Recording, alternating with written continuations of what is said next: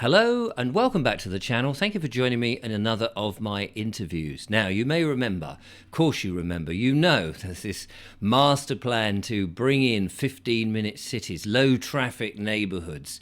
And we've seen over in Thetford, in Norfolk, how the residents there have been pushing back against such a tyrannical system. Well, they're not the only ones. Sandy Adams was on the show only the other day talking about how they're pushing back against the same thing going on in Glastonbury. And only recently came onto my radar in Colchester, Britain's oldest town, they claim. And they also are having this horrendous, the Colchester Master Plan is being put into effect, which just in that wording itself gives the hackles to your spine. So there's a couple of ladies who've been very strongly facing the council. 4 times they've been questioning what's going on. You may have seen the videos. They are beginning to get picked up and going viral, and I thought I had to speak to them. We've got Rachel and Carinna from Colchester. Thank you so much, ladies, for joining me and telling me about what's going on in Colchester. And I've been to Colchester. It's a beautiful town. I think you mentioned to me before we recorded, they're calling it a city. Yes, they are, Richard. Thank you for inviting us on. We're delighted to be here. Yes, they have decided it's a city, which, when you've done any form of research, immediately made us a little bit concerned because, as you know, you visited Colchester. It's many things, but I wouldn't class it as a city. They have certainly overdeveloped it beyond the capacity of its infrastructure, as they have done up and down the country. But yeah, city? So that made us a little suspicious before they even unveiled their master plan. So let's talk about this master plan. Presumably, well, let's start at the beginning. When did you first start to get an inkling that there was something going on more than useful, let's say, to your town in Essex, Colchester?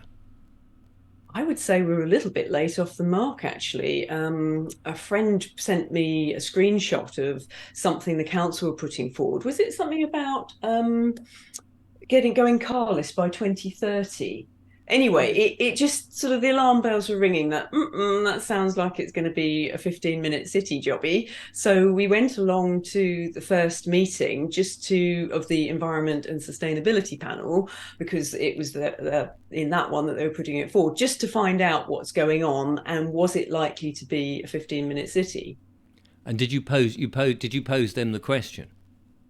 Well, that was a bit of an awkward meeting because Right. none of us had actually researched how you go to a council meeting and what you're meant to do. Yeah. I was beyond fashionably late. I was half an hour late. And when I went into the town hall and asked where the meeting was, the lady at the desk said, "Oh, well, it's upstairs, but it's been suspended." I thought, "Oh, has it?" You know, you can still go up, but you won't get a seat. It's absolutely packed. So, I went up the stairs and then I could hear all of the noise of people demanding, "We want our say." And so I walked through thinking, oh my goodness, what's going on? And it was absolute bedlam. Anyway, I just got my coat off and sat down. And they said, "Right, 2 of you can come forward and you can put your point of view across." And because it was quite fraught, I was thinking I should probably volunteer because, I can see people a little het up. But my sensible voice said, "No, don't. No, under no circumstances volunteer, because you don't know what's going on. You've missed the half an hour presentation. Keep quiet." And then someone behind me tapped me on the shoulder and said, "Rachel, would you do it?" And it was like, oh, well, okay then. I thought by the end of the meeting, I'll have figured out what's going on, because I knew I was there to see if it was going to be a 15-minute city, but I hadn't read all the documentation that went with the meeting, because I flicked through it and I thought, well, that looks boring. I'll just turn up and see what they say. And we sat down and they immediately said, "Right, you've got 3 minutes to have your say." And of course, I was a bit, oh no, I don't know what to say because I don't know what's been discussed. Thankfully, the other person did know, and he started questioning them. And did he ask about 15-minute cities at that point? I wasn't at the first meeting. I blanked that experience out. So yeah, we did ask, and they said no, Colchester isn't going to be a 15-minute city. But what they did mention, and what got us concerned, is they were going to have all of these EVs. We hadn't realised that e-cargo bikes were part of it, electric buses, and they wanted to get cars out of the city centre.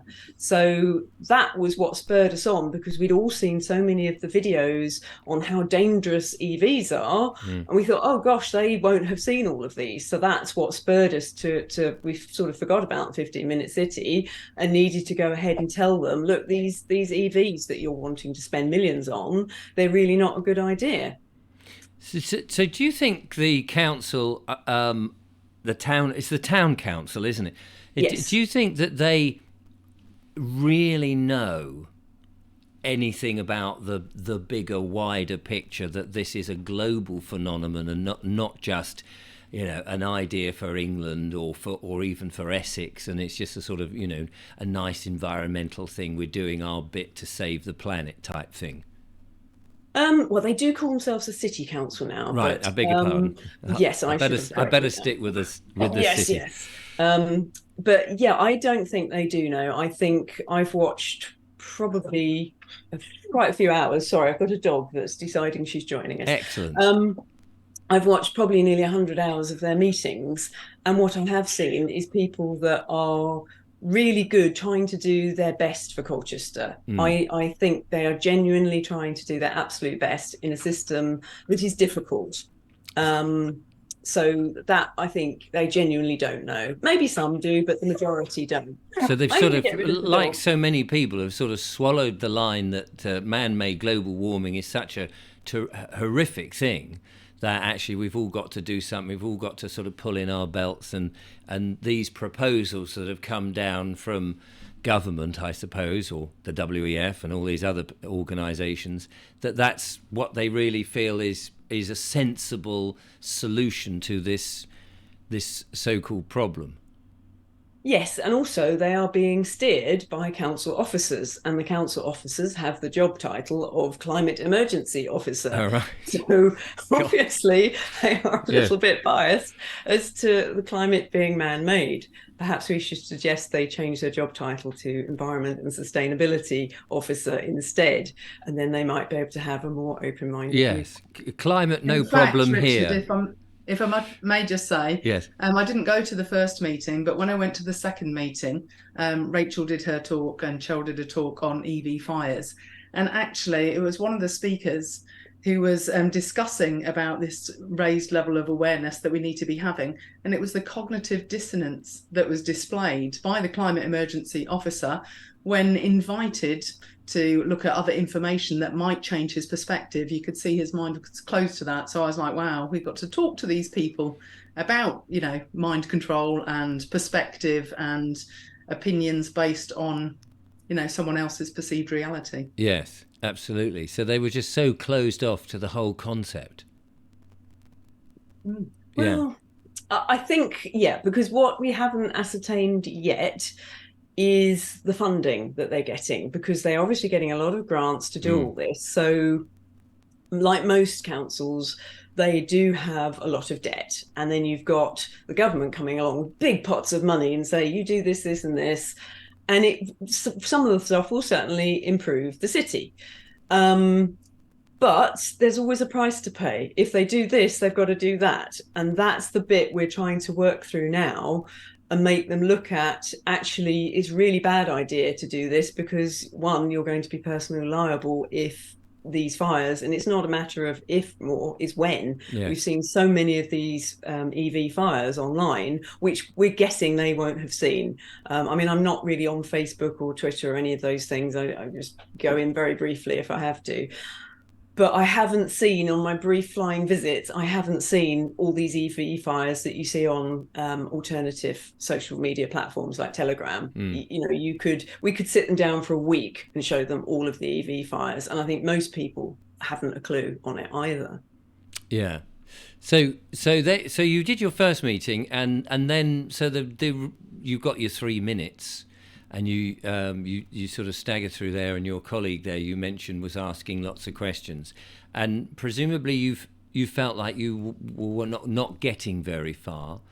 And then tell us about the second meeting then. What happened? Because it's interesting you said the place was rammed, so a lot of people were already up in arms. It wasn't as if you were the only ones who had heard about it. No, I mean, I only knew a handful of people in the room. Right. Everyone had wanted to know what was going on. Yes. But yeah, that first meeting was the 3 minutes was very ineffectual because, as I said, I hadn't studied the documentation, and I hadn't seen the presentation that they were doing EVs. So it was that second meeting that we went back. No, once we knew, okay, they're doing EVs, then we were able to put a good presentation. Yeah. And by that time, I think it was your friend Jeff Buys Cars. He'd done a great video on lithium batteries. And once we realized just how polluting they were, I mean, I was so shocked. I knew there were a big hole in the ground, but I didn't realize about the sulfuric acid. And that is just horrific environmentally. So we ended up, although we'd just initially gone along to find out about 15-minute cities, once we realised how devastating all these so-called green proposals were, Yes. we ended up more on an environmental mission to the environmental panel. And Right. It seemed crazy that they don't know this stuff. Yes. No, absolutely. They looked shocked. By the end of that second meeting, they did look shocked. But you could tell, because we'd put our questions in ahead of time, because I know we didn't have to, but we wanted to have good answers. You could tell that the answers they had prepared didn't match the information we told them. And the poor guy that was dishing it out, he was just floundering the whole way through it because he was trying to stick to the line rather than just have the honest human response of, okay, that's much worse than I ever thought, we'll check into it. But they didn't. They tried to fob us off with, oh, well, that's just the way it is. And we don't know how much pressure they're under with the funding and their finances. So we don't know how much leverage, how much room they've got to maneuver, whether they're being forced down this road. So we're going to try and find that out. And in the meantime, show them why all the things they think are green aren't, and why you're doing it. As well as the most important thing, which we've just started to move on to. Now we've got it off our chests about the environmental damage, which for us was very important, is they need to justify the net zero, because they haven't done. They've declared this climate emergency, yet none of them actually know what it is, because we've written to them. We had a Freedom of Information Act backwards and forwards, and they said we've got no definition. Yes, so I saw that in your video. Down with that. Yes. And I mean, and that's such a strong argument, isn't it? As you said, it's printed there in black and white that we don't have a definition for it. Then you think, hang on, you're bringing in all these things for something that you don't know whether is good, bad, or indifferent. Yes, and they talk as if they're helping the government out, because the government have passed a motion that they can declare a climate change, a man-made climate emergency, but yet the government themselves haven't actually declared it.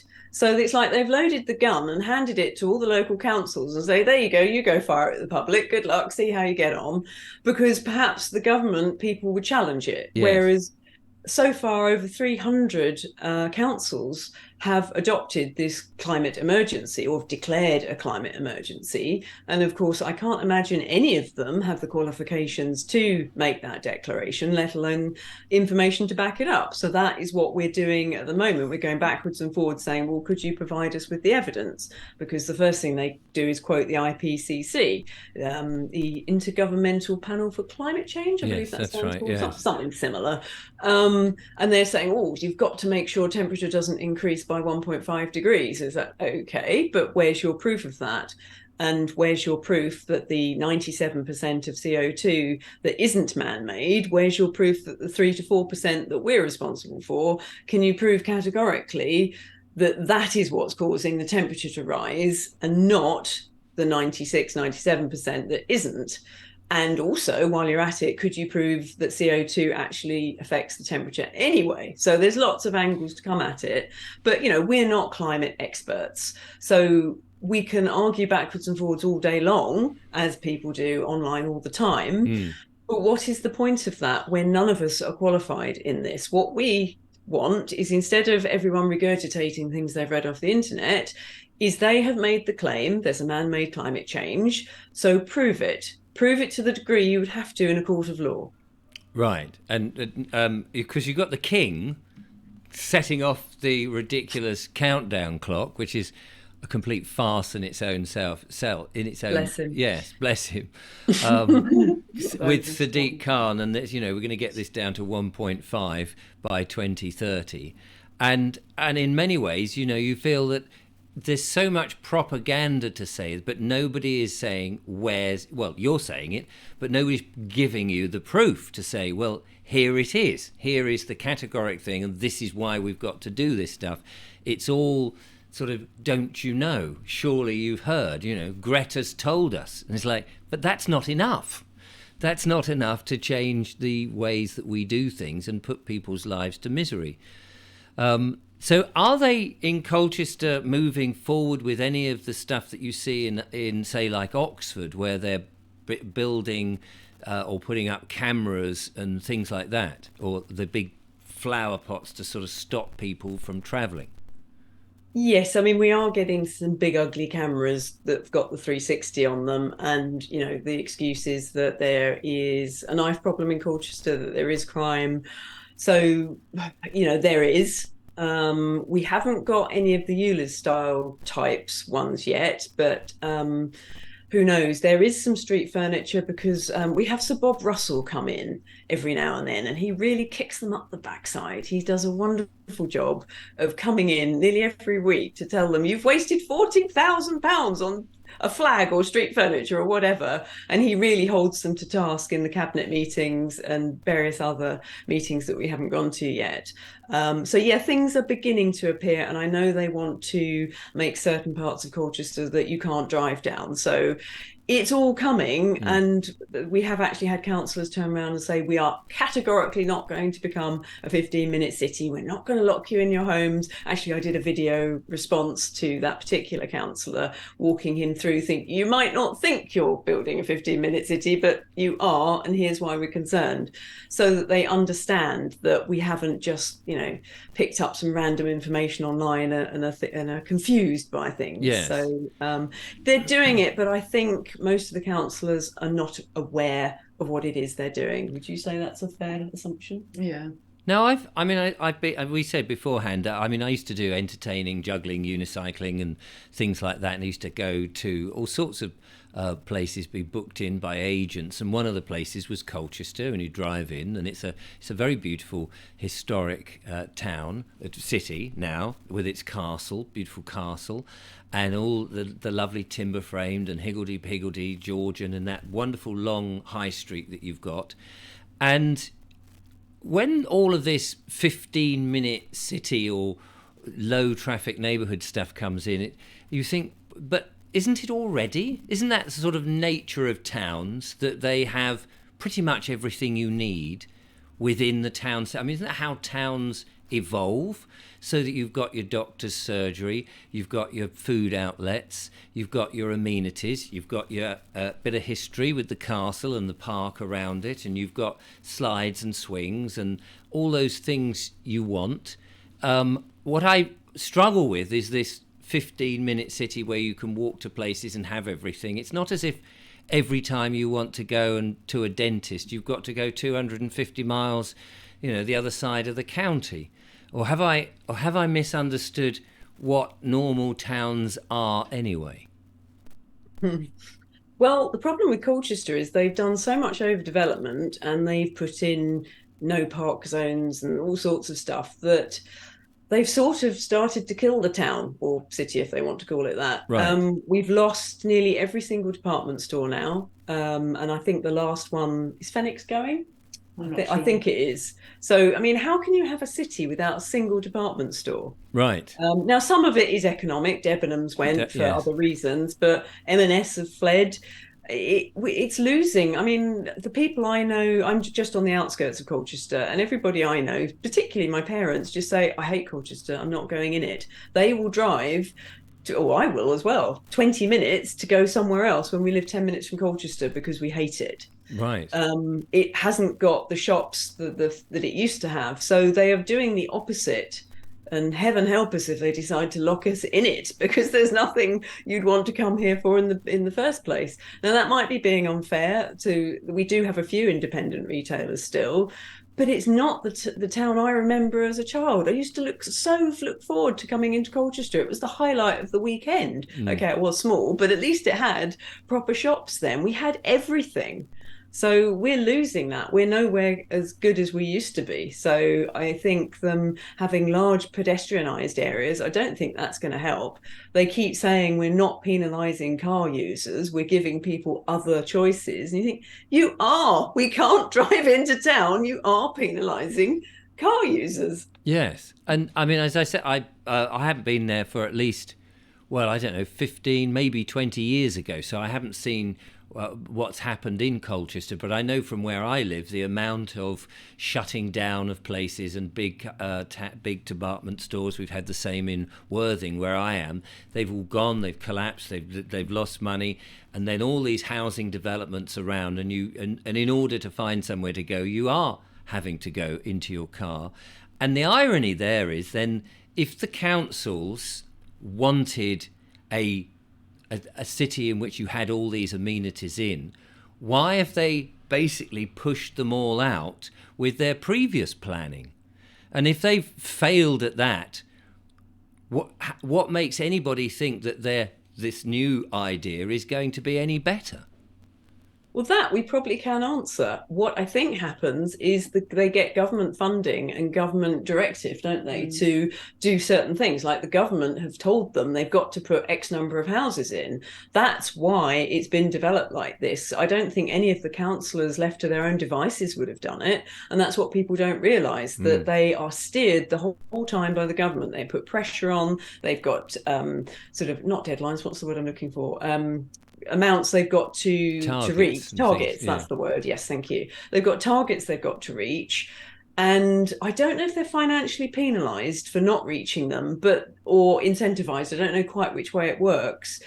But that is why it's developed in the way it has. So I wish we could just disconnect ourselves and have a local council that really is local. What has also happened is Colchester has lost control of its roads. That's gone to Essex County Council. So all of the potholes and all of the problems, we can't sort that out ourselves now. So they have basically steered Colchester and many councils into certain ways of being, and they've stripped a lot of the power away from them, so they can't really function. I mean, they do weird stuff like Colchester collects the rubbish, but Essex disposes of it. And there's all sorts of, just everything's broken up. And they want to do more of that with devolution and have one big amalgamation. And I think it's going to be less and less in the control of the Colchester councils and lots of councils. I know they're fighting it very hard in Norwich. They don't want it at all. But Colchester are very pro-devolution because we get £1 billion over 30 years. So it's very much worth their while. But I think unless people wake up to the bigger picture and what is going on with the one world government and all those types of things, soon those councillors, one, won't have any control, any power, and two, it'll be AI and a central global government that controls everything. So they're creating their own prison and they're locking us in with them, and they have no idea, I think, the majority anyway. And how are other people in Colchester taking these things? Is there a big concern from a lot of people, or is it just a very small number who are awoken to the bigger picture? I'll let you answer that, as I'm a little hermit that lives outside of Colchester. The awareness is increasing. We are collaborating more in little groups. We're getting organised. Like Rachel said, that first meeting, it was just a frustration of a community wanting to know what's going on. And now at least we know where their weaknesses are. They haven't got any evidence backing up their argument. It's an excuse to extort money out of the people, which has been very effective because we all want to save the planet. So it's been a banging drum for a while, obviously with ozone and acid rain and ice age and global warming, just been rebranded. So hopefully we can highlight, the inconsistencies in the arguments, and also, like you say, a level of competence is required, and imagining that these people with all the money, just by taking more money out of the poor people, are going to affect a change like temperature of the planet. It's crazy. So there are, as you say, there's a lot. There's people are awakening, and they're becoming more interested in what's happening into their town. Because I mean, it seems that we've gone through that lull. I mean, if you go back, I think back to my youth in the 60s and 70s, and even before that, when people were sort of really interested in at a local level. You had a local radio station, you had local papers, and people would go to the council. And then in the last sort of 20, 30 years, all of that infrastructure, all of that sort of localism, people being interested in what's going on, was stripped away. And suddenly it's, people weren't that bothered. They just assumed the council would do things. So now people, it would appear, are beginning, because of this threat, are beginning to become, hang on a second, I think we've been a bit sleepwalking here. We've let the council just do whatever they do, and we don't know how it all works. So now, would you say that people are beginning to sort of understand the council and are attending the meetings and doing a lot more questioning? Don't know, because I didn't go to the meetings beforehand, so I don't know if more people are coming. I certainly see on the meetings that we aren't going to, that we watch online, they do seem to have a lot of more public coming forward.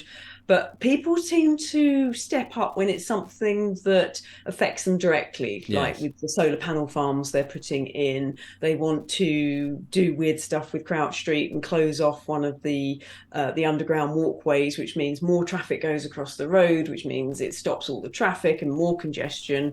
So whenever it's something obviously stupid that's going to impact them, then the whole town lets the council know. But I don't know how many. So they're not joining the woken dots, up to the. I don't know, because I'm not sort of out there speaking to people to find out.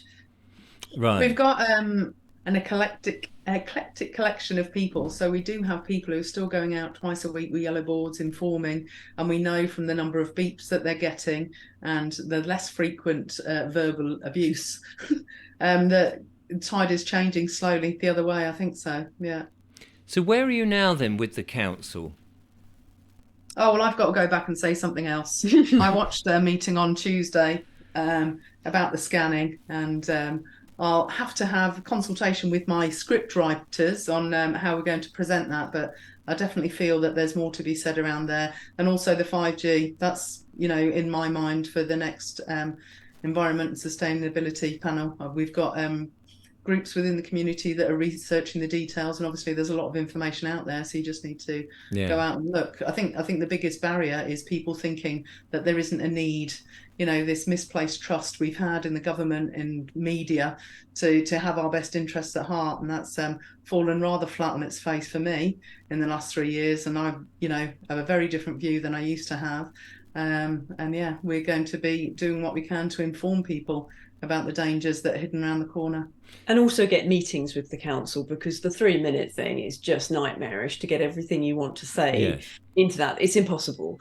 In some ways, it makes the videos more shareable because it makes you concise, but you're not able to articulate all the details that are important. So the lady that chaired the last environmental and sustainability panel, Councillor Steph Nissen, she has written to Cheryl, who had the serious questions over fire safety with the EVs, to actually have a meeting and discuss it. So I think that will be helpful, having a proper conversation with them, and not have to do everything in a 3-minute session. And we're also very keen on working with, improving knowledge generally, so that we can work and make informed decisions, because that's where we see, the main issue is the propaganda is hitting everyone, including the people who are making decisions at a council level. So we have to try and inform people of potentially different perspectives to look at before they make really harmful decisions for us. And do the town councillors themselves live in the town, or are they? Oh, yes. Yeah. So I mean, you know who they are and where they live, and Well, not quite not. to that degree. No, we haven't stalked them. But I mean, We've you enough could trouble getting bump in the into them building in the with town. security as it is. Yes, but you could bump But into them yeah, in the no, town they and. are properly local people that do care. Mm, And three, I don't know if you saw the whole video, because I know bits of it went viral, but yes. three of the councillors did speak out and say, look, we must know where the full life history of whatever we're putting forward for the key decision makers must know how it was made and how it will be recycled and whether it is truly green. So they are pushing for that. So yeah, things are moving and they are concerned. So as Carinna says, education, I mean, that's what we go in with, to try and educate. We don't go in to be, unnecessarily aggressive and go in and sort of tell them off. We just want to give them the information because they do seem to be very good people, and they're more than capable of seeing when something isn't right and doing something about it. As I say, what we don't know is what stranglehold the finances have on their decision making. Yes. But hopefully we can discover that when we can have a proper meeting. Right. Okay. So what advice would you give other people who are in a similar situation, who are just beginning to sort of get a hint that things aren't quite right in their town council, or things are going up and they're not, they've not really got involved in all of this before? Because I think a lot of people might be a bit scared to have meetings, or to be, not even know whether they can get those meetings. Well, the first thing I would do is start looking, if your council live stream it, just start looking at the meetings. Although I watch them on replay because you can speed them up. Yeah. So definitely don't want to sit through them on real time. But you'll learn a lot. You'll see who's good and who isn't. They stick out like a sore thumb. As I say, we're very lucky in Colchester. We've got a lot of good ones. And you've got to go in and do your research, because I say that first meeting, because we just going in to find out what was going on. I would do your research ahead of time. It's much easier to stop something before the momentum really picks up. So I feel with net zero, we've climbed up a water slide and we're just at the top. We need to catch them before they go down it, because once they really go, there's no stopping them. So it's getting in with issues that they're going to care about as much as we do. And we've on the YouTube video, we put a Dropbox file. I did that just the other day. It's got all our speeches if people want to use them as templates, all of our research, all of the pictures we've used in the videos, the freedom of information requests, so that you can get a good idea. You don't have to reinvent the wheel if you don't want to. If you want to cover the same topics, you can do, but speak about whatever is you're passionate about. And the biggest advice we had, David, I can't pronounce his surname. Was it Chambale? He's got a very psychologist. Yeah, the psychologist, come and give us a talk on reaching people, because it's very tempting after so many years of all this nonsense. You want to go in and sort of finally get to somebody that is in a position that can do something. You kind of want to go in and tell them off, or at least that's how I felt. Yes. But his talking to us enabled us to see that actually you can reach people in a way that is effective, because he started his talk saying, how many of you have tried to reach people with information and facts over the last 3 years, and how did you do with that? And we were all like, yeah, that didn't work. So he'd be a good person to interview, actually. His website is reachingpeople.net, and he explains how people cannot get past any information that is on their map in their mind. If they've got a worldview that is one thing, if you try and tell them something that isn't already on that worldview, you will not reach them. And one of the ways you can reach them is by asking questions, because a question forces you to think, and also by storytelling, because that is, you think about it, we've had 3-4 decades worth of climate change. You're not going to undo that in one speech, but what you can do is start gradually, bit by bit, putting additional information onto their worldview. And that's what we've started to do with basically showing them all these things you think are green and good for the environment, they're not.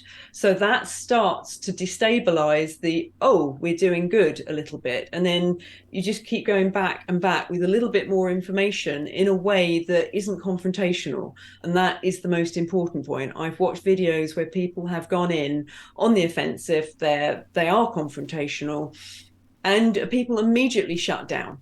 And put yourself in their position as well. You're trying to do good. From all the meetings I have sat through, for me, I think that being a councillor must, or being anybody in the council, it must be like trying to get things done whilst walking through treacle backwards blindfolded. It looks impossibly difficult. And then you finally achieve something and everyone moans at you. It does look a thankless task. So put yourself in their shoes. They've got everybody and their brother emailing them over, the bins aren't being collected, this, that, and everything else. They're not getting all the information that you have. So if you were doing something that was, less than stellar, how would you want somebody to approach you? That's how I look at it. That, I don't want someone yelling at me, telling me I'm a bad person. I would like them to gently educate me so I can make up my own mind. Oh, actually, what I thought I was doing was good and it's not. So that's the way we approach it, or try to anyway. So it's a bit like a game of Jenga in which each little question is slowly bringing down their edifice, to collapse their argument that net zero is this one thing they've got to go to. But each question just removes a brick, and then eventually their thinking has changed, and their initial stance changes with it as these bricks come tumbling down. Yes, I think that's a very good analogy, but also at the same time, we do need to speed things up a bit now, because the way the world is moving, it's so quick. Yes. So instead of attacking each individual issue like we were going to, we're now just constantly going to go, okay, prove it. You've made the claim, now evidence it. And with a little bit of education each time, and then say, if you want us to do this, you must prove it. Prove that 3% of CO2 that's man-made is what's driving climate change. And if you can't prove it, lose it. And what if they just ignore, if they just keep pushing you aside? What will happen then? Well, we're working with a team called the Peacekeepers, who have a lot of constitutional knowledge. Again, they might be good guys to get on an interview. They are experts in the Constitution. And, we always moan about the system. But when I talk to them, they tell me, oh, no, the system is wonderful, but we don't know how to use it, or most people don't know how to use it. So councillors and the government, they do have very strict guidelines of which they are meant to work in. So we educate them and then hold them accountable within those guidelines. So that's how you go about it. And again, as that Dropbox folder that I've created grows, we'll be putting more and more information.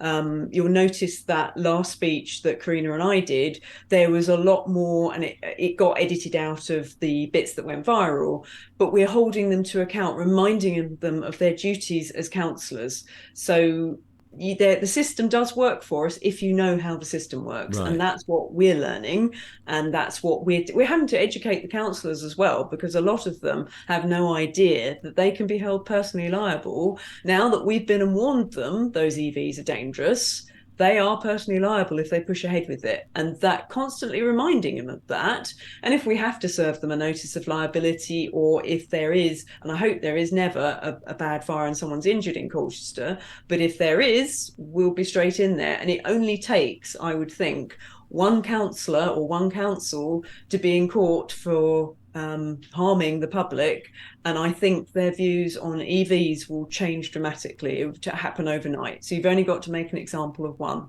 Yeah. I hope we don't have to go down that route. I hope we can persuade them in other ways, but we will do whatever we have to get that message across, that you do have a duty of care to the public and you cannot abuse it. And how do they respond when you tell them, when you ask them if that they go a little bit pale-faced? Do they? Yes, they do. Oh, I don't know whether you caught, but on my final minute, I brought up a recent report which highlighted that about 5.5 billion worth of fraud and waste from government 2 years before COVID. And then during the first 2 years of the pandemic, that had escalated to 21 billion fraud. So I'd said that in the council meeting and said, this is why we're here, to make you accountable, to make them accountable, because it's not acceptable. Yes. No, absolutely. And I mean, this is one of the reasons for doing the interview, is so that other people can obviously learn by what you're doing. And I think that personal accountable thing is such a strong position to put, because a lot of people think, no, this is just a job and I just do the job, and I've been told to do this, and it's one beyond... of my favourite parts from Rachel's speech was when she brought it home to their families. Would this be your response if this was your family who had children dying? And I think that's the problem with the world we live in, is it's very conveniently distanced for us. It's either not spoken about, or you can't do anything about it, or you can't change it. But ultimately, like Rachel identifies, we're all accountable. And if we hold them to account, and they hold themselves and their behaviours to account, then people don't need to be dying in mines. So that was the most powerful thing I said all evening. That's one thing that doesn't come across in the video, is the atmosphere. And the reaction, even the ones that were trying desperately to be on their laptop and not listen to a word I said, even they stopped typing. It got every single one of them, because they had imagined, oh gosh, a member of their family, and it landed. That one, it absolutely landed. The other thing I felt was useful is the 2-tier system in terms of respect. Once I'd called that out, I do feel that Rachel was perhaps not listened to in some of the earlier parts because there was conversations. But again, calling them out in behaviour, and again, stopping the heckling, so making sure that both sides were being respectful, I think also changed the atmosphere a little bit, because we aren't trying to make enemies out of the council. We're frustrated, as lots of people are, but we understand that there are humans within the council, and if we can educate them and come to a common understanding that we all want to help the environment, we've just got different views on how to go about doing that, and having adult conversations that doesn't involve censorship and repression and intimidation be nice. We must separate CO2 from environmental discussion. We've got someone that wants feeding. We must get those two apart, CO2 from environmental destruction. Because even my own father was having a conversation with him the other night, and he came out with, well, of course climate change is man-made. And I was like, what? You've watched our video? And he was saying, no, of course it is. I was, why? Well, all the deforestation and all of the pollution. That's the problem. Yes.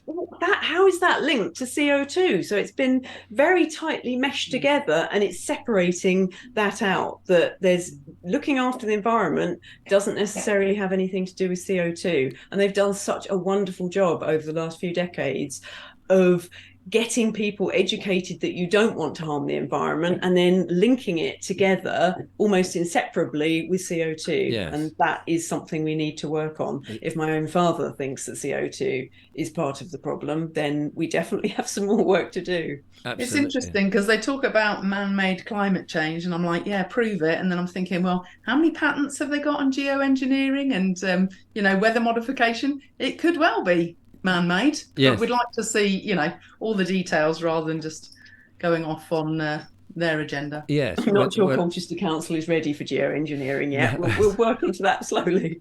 Yes, because then you start getting into which man is doing it. Is it us, or is it part of the bigger picture? Is it them? Yeah, is it them that's doing it? Well, listen, it's been fascinating. Hello, look, there's the dog. Lena. What's his name? Her name? Lena. Yes. Looking. Yes, look, hello, Richard. Lena. Hello. Hello, Lena. Say hello to the viewers. She's gone shy. She wonders who's calling her name. Oh, yes. Well, that would be confusing for a dog. Thank you so much for talking about where we are. I know that we had Sandy Adams on the show, and she's set up a meeting in the town hall in Glastonbury, and she'd been with a video that went viral where she sort of positioned herself and told them the whole sort of shebang really of net zero and the 2030 agenda, which sort of, I think, shocked everybody somewhat and thought, what is this woman talking about? But then the video went viral, and of course she's been talking about it ever since. And I think she's convinced some of them, and they're going to come to a meeting and listen. And of course you've got the some of the people from Thetford who have also faced this same problem that you're facing. And it'll be interesting to see how this goes. And no doubt there'll be other viewers watching going that we want to challenge our council. We're not quite sure. They're watching what you're doing. They're watching what Sandy's been doing and what Chris Brooks from Thetford have been doing. And of course, I'm hoping to talk to a lady from Oxford who, I mean, they're well down the story with what the Oxford Council are doing, even though they came out and said, oh, no, we're not, it's the same old nonsense. We're not doing 15 minutes cities.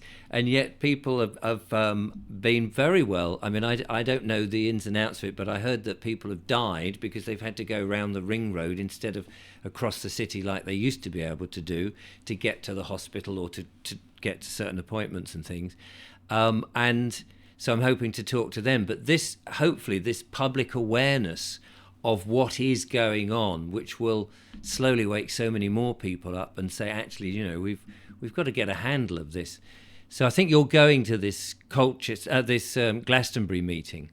Yes, we are. Yes, to lend your support and see. Yeah, and also to learn more. Yes. Because Sandy has got some wonderful experts together, so that it would be nice to hear the other side of it, because you very rarely get the chance. So yeah, we're really looking forward to tomorrow. Brilliant. Yes, I forgot it's tomorrow. So this will go out a little later today. Thank you very much, both Rachel and Carinna, for coming on and telling us that. More power to you. And they're fascinating videos to watch that you've put together, because you see, you're hearing yourself, but you're watching the councillors and those who are sort of, as you say, this isn't really happening, is it? We're typing away on our laptops pretending. And then I think that halfway through one of the ones, the bell goes, doesn't it? And they're saying, oh, you've had your time and all of this. And it's like, hang on a minute, this is so important that you listen to this, and you've got this arbitrary bit of old ruling that, you've had the second bell, and you just think, oh, for goodness sake, let me just finish. And you bravely do. And I think that's so commendable. When you come away from those sort of situations, how do you feel? Did you feel empowered that you've managed to get something across? I don't tend to feel a lot, to be honest, when I come out of there. For me, it's a very functional, here's what I've got to get done, let's do it, done. Yes. I can't say I particularly enjoy it. How do you feel? Well, from my perspective, I thought the information getting out to the public was the important thing. Yes, if you can get access to councillors' minds and getting them thinking in a slightly different way, that would be amazing. But really, we need awareness in the public. So like Sandy's stuff going viral and the Thetford lot going viral, yes. My idea was, whether we get anything back from the council or not, people are going to know what our concerns are. Yes. And if we can, and thanks to people like yourselves spreading the word, people are becoming more aware. And the more towns and more people that sort of get that and do the same sort of thing, as you say, because you've got the sort of scripts and... it's all about numbers. If you've only got one or two people saying this isn't good and everyone else is rushing along, then it's going to go. Absolutely. So we just need numbers. And the more people realise what's actually in store for us, the more people are motivated to care and into some action. Yes. Brilliant. Well, thank you so much for talking to me today. We'll get this out, and hopefully lots of people will be fascinated that Colchester will start to wake up in more numbers. Other towns across the UK will start to think, hang on a minute, and start looking into all of this and realise that this isn't just, an isolated case here and an isolated case there. This is coming to every town, including the one I'm in. And all of that. It's coming to the world. Yes, exactly. And that's the thing that's very hard for a lot of people to get their head round, that this is worldwide, not just some mere thing that, a few towns are taking part in. Yeah. But once you do get that into your head and you understand it, suddenly you feel, well, we've got to bloody well do something. Absolutely. Absolutely. And the more people that do it, the better. So we're hoping that the videos show people you can do it. Anyone can do it. Yeah. I mean, 2 or 3 years ago, you couldn't have paid me to go in there and do it. I'm normally the quiet one that sits at the back of the room. Yeah. I've avoided public speaking my entire life. So, when the introverts come out, there's a problem in the world. Yes. Absolutely. Well, I have to say I was very impressed, and it's so good to see. I mean, you seemed incredibly confident and powerful, and you've got your facts in front of you in the videos that I've seen. And you just think, wow, it's and from the councillors' point of view, they're not used to that, I don't think. No, they're not. And so they don't quite know how to deal with it. And whilst that... As a community collective, you know, we've got people who are aware of their rights, challenging the police when they're trying to move them on. So we have like massive groups with different skill sets, and they're all fighting in their own way. And I think if everyone can just take up a little bit of a battle, even if it is just sharing a video, then awareness will raise. Brilliant. Well, good luck with it all. You. And it would be nice to catch up in a few months' time to see how you're doing. If there's any developments, let me know and we'll put it out on the show and do our best to tell as many people as possible. Yeah, we'd be delighted. So there you go, ladies and gentlemen. Thank in the description, Rachel's going to email me the various links so you can go and check that out and do your thing, which will be great. Share the video so more people know.